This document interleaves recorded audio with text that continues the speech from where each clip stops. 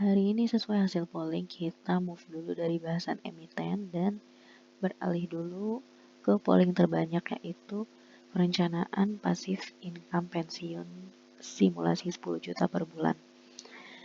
Jadi preface-nya ya, ini kita asumsikan hari ini kita usia sekian ya, kemudian kita akan merencanakan ketika nanti kita sudah tidak produktif, sudah tidak menghasilkan uang bulanan. Nah, itu kita mau kebutuhan kita tercover setara 10 juta per bulan dari ya uang yang setara uang sekarang gitu. Nah, asumsinya disamakan itu dulu. Nanti misalkan mama mau 15 atau mau 8 atau berapapun lah, itu tinggal nanti disesuaikan aja sendiri ya. Untuk yang pertama di sini kita simulasikan sebagai mama fulana yang umurnya 30 tahun. Nah, rata-rata kalau masih under 30 belum kepikirannya atau masih ya udah banyak tujuan keuangan yang lebih dekat yang perlu dicapai. Kita asumsikan di usia 30 tahun untuk mempersiapkan dana pensiun. Nah, ini udah dihitung ya sebelumnya. Jadi di sini berapa tahun ke depan kita menginginkan pensiun? Misalkan rata-rata usia pensiun di Indonesia itu adalah 60 tahun. 60 tahun di sini berarti 30 tahun mendatang ketika kita sekarang umurnya 30. Kemudian tadi kita sepakat bahwa pemasukan per bulan ketika kita pensiun itu maunya 10 juta untuk memenuhi kebutuhan harian kita di masa pensiun tadi selama tidak punya gaji lagi atau selama tidak punya pendapatan hasil usaha lagi.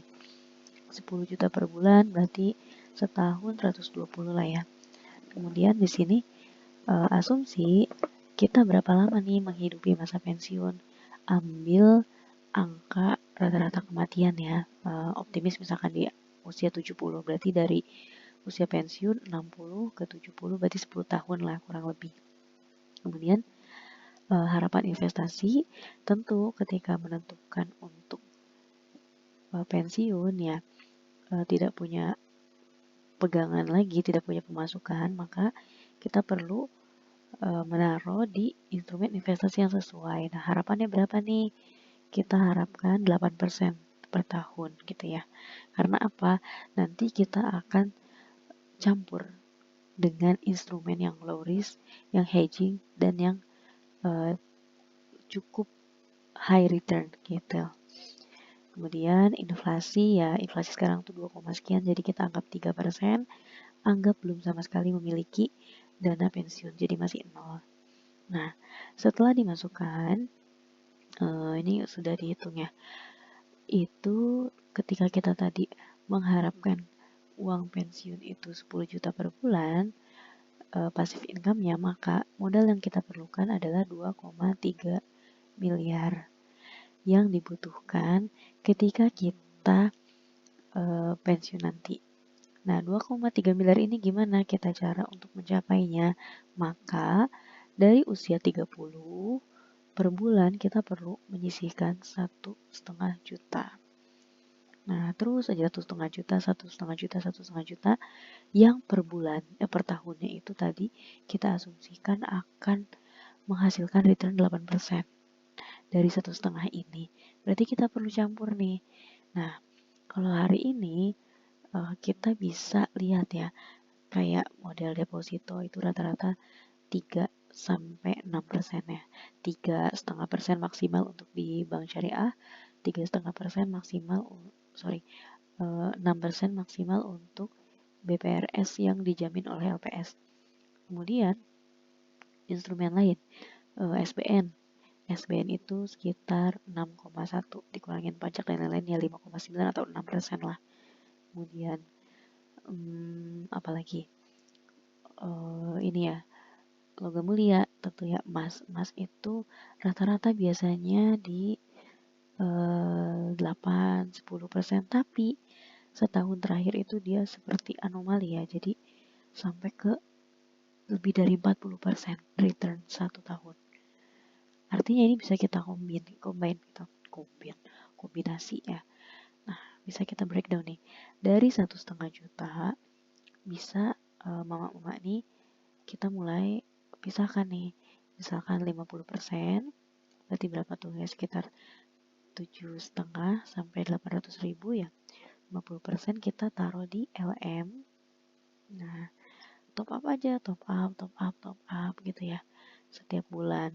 Supaya ya tadi kita sampai di titik 2,3 M, itu nanti dia jadi uang pokoknya kita untuk terus dia menghasilkan passive income. Tentu nanti ketika sudah mencapai 2,3, nanti LM ini ya udah nggak boleh diam, dia udah harus berubah ke instrumen lainnya gitu ya. Tapi untuk mencapai sini berarti kita gandain dulu. Nah, gimana cara gandainnya? Seperti ini. Nah, ini misalkan 50% LM, terus kita bisa taruh di 30%. Ini di SBN ya. Kenapa SBN? Dia cenderung terjamin ya. Selama negara masih ada, maka selama itu pula pokok kita terjamin lah. LM kenapa LM? Karena tadi akhir-akhir itu lagi harganya betul-betul menggiurkan ya. Jadi bisa mempercepat kita untuk mencapai angka segini. Nah, meskipun dapat barangnya juga lumayan effort. Kemudian misalkan 10% kita bisa taruh di dana yang di bank ya, ada program tabungan pensiun, Taspen atau dana pensiun, Dapen dan lain sebagainya. Intinya tabungan pensiun dia biasanya lebih gede daripada kita nabung di yang biasa. Sebenarnya ini ya B aja gitu, nggak terlalu menarik untuk dapat return yang besar, tapi ini bagus buat diversifikasi. Jadi harus dipisah ya. Kita udah di channel udah bahas diversifikasi instrumen. Kemudian 10% lagi. Nah, ini bisa kita taruh di reksadana pendapatan tetap RDPT. Kalau misalkan yang saham gimana nih yang memang sudah terbiasa untuk dividen hunter misalkan ya, udah paham analisa fundamental, boleh.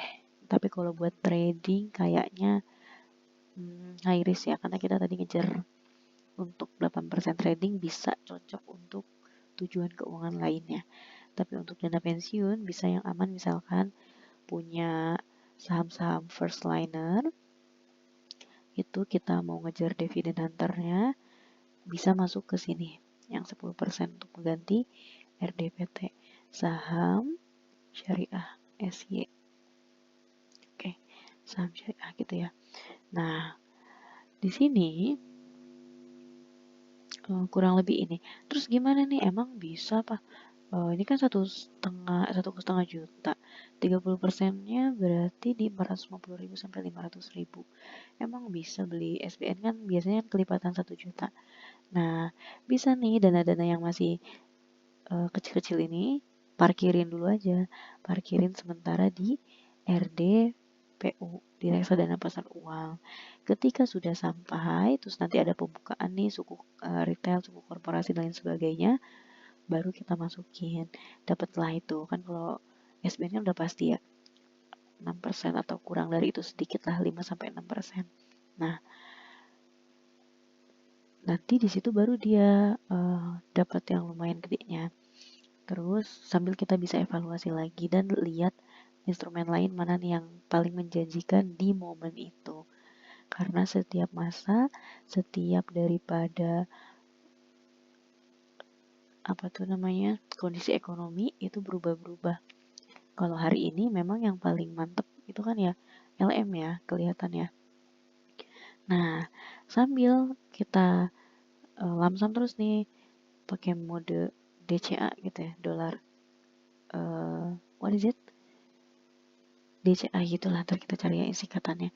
Intinya kita terus nambah. Kalau emas kan bisa dengan nominal berapapun ya. Misalkan penganut emas digital ya berarti tinggal top up setiap kali kita dapat pendapatan. Terus kalau kita mau emas fisik, ada emas yang kecil-kecil nggak apa-apa gitu.